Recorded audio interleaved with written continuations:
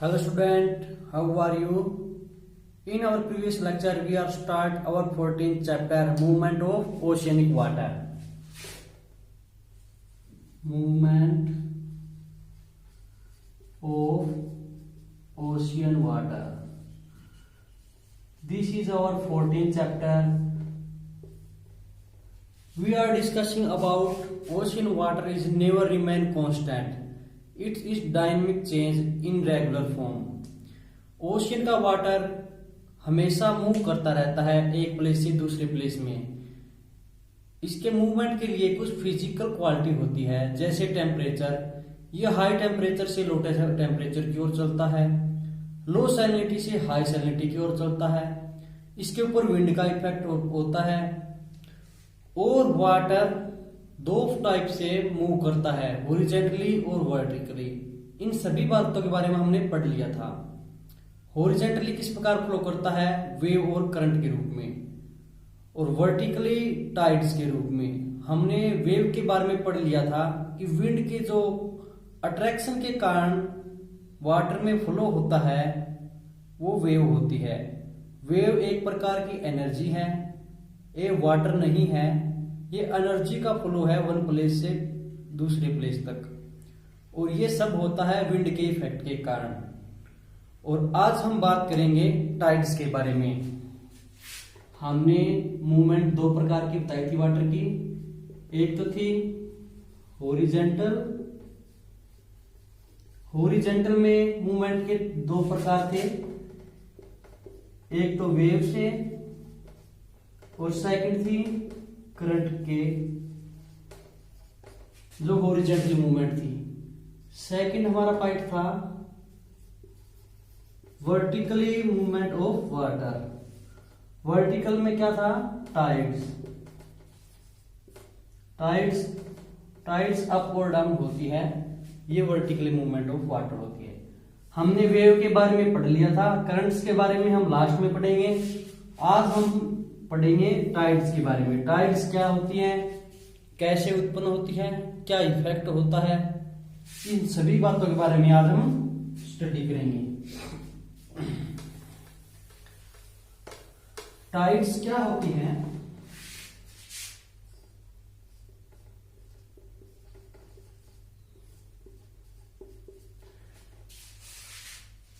Water का ऊपर उठना और नीचे गिरना due to attraction force of sun and moon. Sun और मून के कारण जो ओशियन का वाटर है उसका ऊपर की ओर उठना और नीचे की ओर गिरना टाइड्स कहलाता है। टाइड्स में क्या होता है कि वाटर एक बार तो, जैसे कि ये हो गया मीन सी लेवल MSL, और एक बार तो वाटर क्या होगा, इससे इतनी हाइट पे आएगा, और दूसरी बार इतना नीचे जाएगा। ये होगा हाई टाइड, ये होगा लो टाइड। इन दोनों के जो मीडियन होगा, एवरेज होगा, उसको मीन सी लेवल बोलेंगे। इसी के आधार पर मीन सी लेवल ज्ञात किया जाता है। हाई टाइड में इतना ऊपर होगा और लो टाइड में वाटर मीन सी लेवल से इतना नीचे होगा। इन दोनों के जोड़ को 2 से डिवाइड करने पर हमें मीन सी लेवल प्राप्त होता है। अब बात करते हैं कि ये जो टाइड्स है इसके बारे में हमें प्राचीन काल से ही पता था। पहले कई वर्षों पहले ये अनुमान किया जाता था कि सन के कारण, मून के कारण कुछ वाटर पे इफेक्ट पड़ता है, लेकिन उस समय ये रियलाइज नहीं हुआ था अच्छी तरह से, जब तक सर आइजैक न्यूटन ने ग्रेविटेशनल फोर्स के बारे में नहीं बताया था। सन 1687 में सर आइजैक न्यूटन ने ग्रेविटेशनल फोर्स के बारे में बताया कि 1687 में सर आइजैक न्यूटन ने बताया कि ग्रेविटेशनल फोर्स किसी बॉडी के मास और इसके डिस्टेंस पे वेरी करता है। अगर किसी बॉडी का मास ज्यादा है और उसमें डिस्टेंस भी ज्यादा होगा तो इसका ग्रेविटेशनल फोर्स कम होगा। आइए मैं थोड़ा इसको विस्तार से बताता हूं।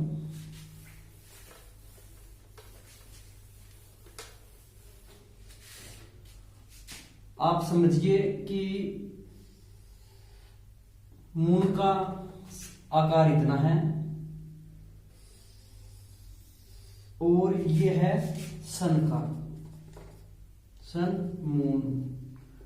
अगर इसका साइज इतना है, मास इतना है, तो इसका ग्रेविटेशनल फोर्स इतना लगेगा। अगर सन का साइज बड़ा है तो इसका ग्रेविटेशनल फोर्स इतना लगेगा। लेकिन अब बात आए कि डिस्टेंस की। अगर इसका डिस्टेंस कम है, अगर पृथ्वी की स्थिति यहां पे है तो इसका भी इतना होगा और इसका भी इतना होगा। अगर सेम यही पोजीशन अर्थ की स्थिति यहां पे है, अर्थ, तो इसका इतना और इसका कितना भी लग जाए। थोड़ा सा इसको और दूर करते हैं, यहां पे अर्थ, इसका इतना ही फिर उसका इतना ही। मीन ये क्या होगा, ग्रेविटेशनल फोर्स वेरी करेगा मास डिवाइड बाय डिस्टेंस।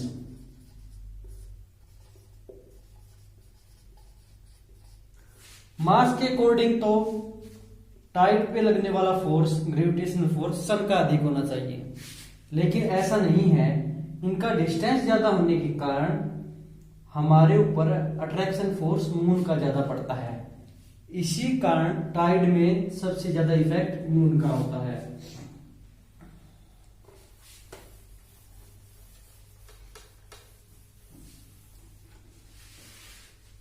इसमें ग्रेटर इफेक्ट ऑफ मून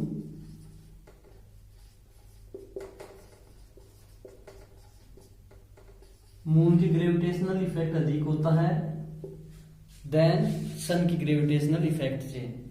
और इसमें सेंट्रीफ्यूगल फोर्स ऑफ अर्थ भी काम करता है। अर्थ का सेंट्रीफ्यूगल फोर्स टाइड को और उत्पन्न करने में मदद करता है। और इसके सिर्फ 2 ही मेन रीजन है। फर्स्ट तो सन और मून का gravitational effect, second centrifugal force.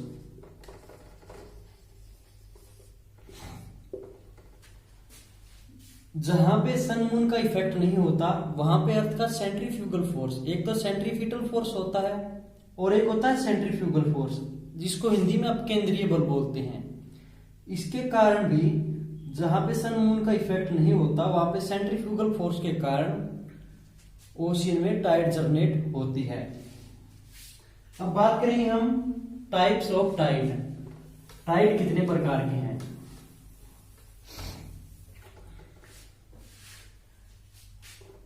Types of tides. वैसे तो टाइड को कई प्रकार में बांटा गया है, लेकिन इसको मोस्टली हम मोटे तौर पे 2 टाइप में बांटते हैं। फ्रीक्वेंसी इफेक्ट के आधार पे, frequency based tide. Frequency based tide में सबसे पहला आता है सेमी ड्यूरनल टाइड, सेकंड आता है ड्यूरनल टाइड और थर्ड आता है मिक्स्ड टाइड।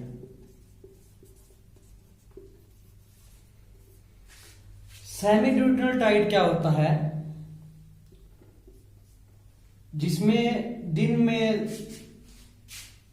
24 घंटे में 24 आवर्स में 2 हाई टाइड आए और 2 ही लो टाइड आए, उसको बोलेंगे सेमी ड्यूरनल टाइड। और ड्यूरनल टाइड क्या होता है? जो 24 आवर में एक ही तो हाई टाइड आए और एक ही लो टाइड आए, उसको बोलते हैं ड्यूरनल टाइड। ये जो क्या होगा, सेमी ड्यूरनल टाइड है, 6 आवर में हाई टाइड आएगा, फिर उसके बाद में 6 आवर के बाद में फिर लो टाइड आएगा, फिर इसके 6 आवर बाद में फिर हाई टाइड आएगा। जनरली ये 6 आवर और 13 मिनट होते हैं, हम जनरल भाषा में इसको 6 आवर बोलते हैं। लेकिन ज्योग्राफी का कोई स्टूडेंट होगा उसको 6 आवर और 13 मिनट बोलेगा। 13 मिनट बाद में एक हाई टाइड आता है, फिर उसके बाद में एक लो टाइड आता है। ड्यूरनल टाइड में क्या होगा, 12 आवर के बाद में एक हाई टाइड आएगा और उसी के 12 आवर बाद में एक लो टाइड आएगा, उसको ड्यूरनल टाइड बोलते हैं। मिक्स टाइड क्या होता है कि इसमें मिक्स टाइड आते हैं, कभी हाई टाइड आ गया कभी लो टाइड आ गया। ये ज्यादातर north America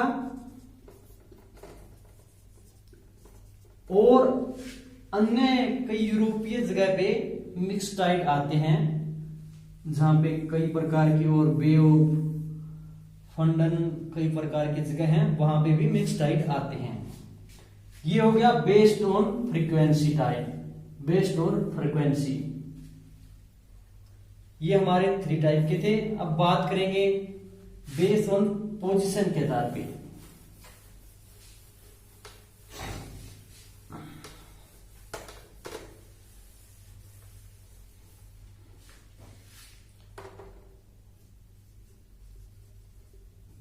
Based on position of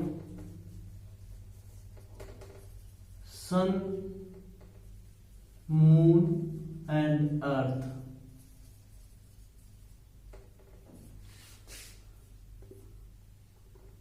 इसके अकॉर्डिंग हमने बताया था कि सन और मून का इफेक्ट टाइड्स पे बहुत अधिक पड़ता है, उनके ग्रेविटेशनल फोर्स के कारण ही टाइड उत्पन्न होते हैं।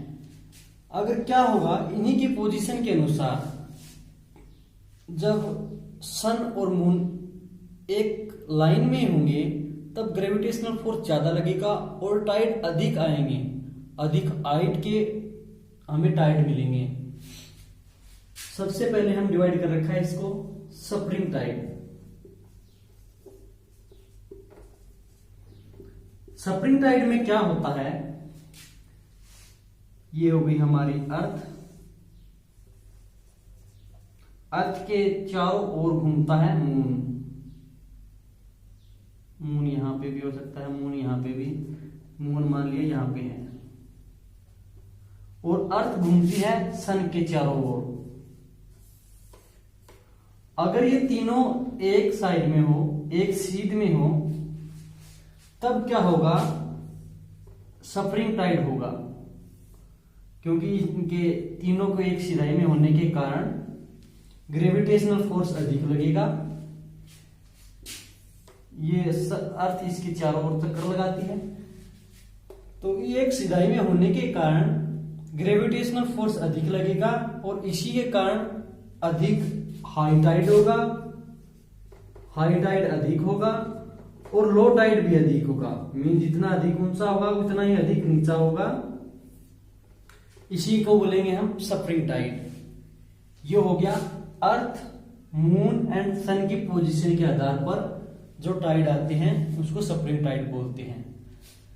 एक सीध में मून, अर्थ और सन कब होते हैं, या तो फुल मून हो, पूर्णिमा हो, या फिर अमावस्या हो, न्यू मून, तब ये तीनों क्या होंगे, एक लाइन में होंगे और तभी स्प्रिंग टाइड आएगा। स्प्रिंग टाइड के बाद में इसका सेकंड पार्ट है नीप टाइड। नीप टाइड में क्या होगा, स्प्रिंग टाइड के बारे में हमने पढ़ लिया, अब इसका सेकंड टाइप आता है नीप टाइड।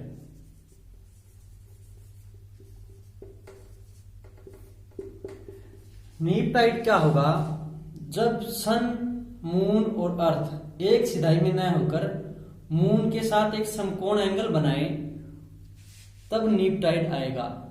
तब क्या होगा कि बहुत ही कम मात्रा में टाइड की तरंगें ऊपर उठेंगी और बहुत ही कम मात्रा में जो टाइड है वो नीचे होगा।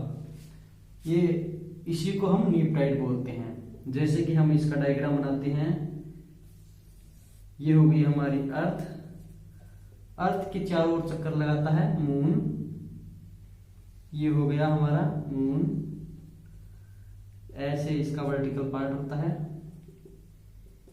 और अर्थ चक्कर लगाती है सन का, ये हो गया सन। अर्थ का ये इस तरह से इसके चारों ओर घूमती है।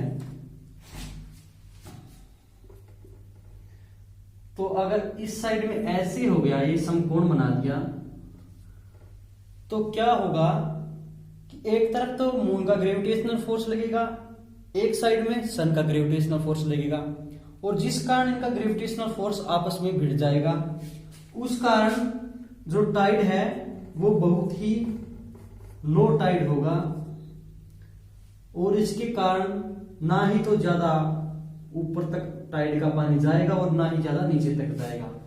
इसी को नीप टाइड बोलते हैं। ये हो गए हमारे टाइड्स के टाइप। इसके बाद में हम बात करेंगे कि और क्या क्या है जिसका प्रभाव इस टाइड पे पड़ता है। हमने टेम्परेचर वाले चैप्टर में डिस्कस किया था एपहीलियन और परहीलियन के बारे में, और आज हम बात करेंगे मून के बारे में। मून कब अर्थ के ज्यादा नजदीक होता है और कब अर्थ से ज्यादा दूर होता है, उसका टाइड पे प्रभाव पड़ता है या नहीं पड़ता। अब देखिए, ये हो गई अर्थ, और अर्थ के चारों ओर चक्कर लगाएगा मून। मून कैसे चक्कर लगाएगा? मून भी एक बार तो अर्थ के ज्यादा नजदीक होगा, एक बार अर्थ के ज्यादा दूर होगा। ये हो गया मून, ये हो गया मून। जब मून अर्थ के ज्यादा नजदीक होगा तो इसको बोलेंगे पेरिजी, और जब दूर होगा इसको बोलेंगे एपीजी। आप इसको एक बार बुक से कंफर्म कर लेना, बुक से कंफर्म होना जरूरी है ताकि आप इसमें कंफ्यूज ना हो। जहां पे पी आ जाए पहले वो मतलब पास होगा, और एक होता है ऐसे ही सन का पेरिहीलियन और एपहीलियन। एपहीलियन में डिस्टेंस ज्यादा होगा और पेरिहीलियन में सन अर्थ के नजदीक होगा। ये होगा मून का एपोजी परपोजी। तो इसमें क्या प्रभाव पड़ता है? जब मून अर्थ के नजदीक हो तो इसका ग्रेविटेशनल फोर्स अधिक होगा, इसके कारण ही ज्यादा हाई टाइड होंगे, हाई टाइड आएंगे। और अगर ये दूर होगा तो इसमें टाइड पे कम प्रभाव पड़ेगा ग्रेविटेशनल फोर्स का। सेम इसी तरह सन का होता है पेरिहीलियन अपहीलियन, इसका प्रभाव भी टाइड पे पड़ता है। अगर सन अर्थ के ज्यादा नजदीक हो तो क्या होगा? टाइड अधिक आएंगे, हाई टाइड आएंगे। अगर दूर हो तो लो टाइड आएंगे। इसी के बारे में आगे बुक में बता रखा है, आप इसको ध्यान से पढ़ेंगे तो बिल्कुल समझ में आ जाएगा। अगले नेक्स्ट वीडियो में हम करंट्स के बारे में स्टडी करेंगे। अगर इसमें आपको कुछ समझ में नहीं आया तो आप मेरे को मैसेज कर देना, मैं इसको रिपीट करवा दूंगा। अगर समझ में आ गया तो आप अपनी कॉपी चेक करवा देना साथ के साथ। अगले वीडियो में हम इस चैप्टर को कंप्लीट कर देंगे और फिर मंडे को अगला चैप्टर स्टार्ट हो जाएगा। Okay student, thank you.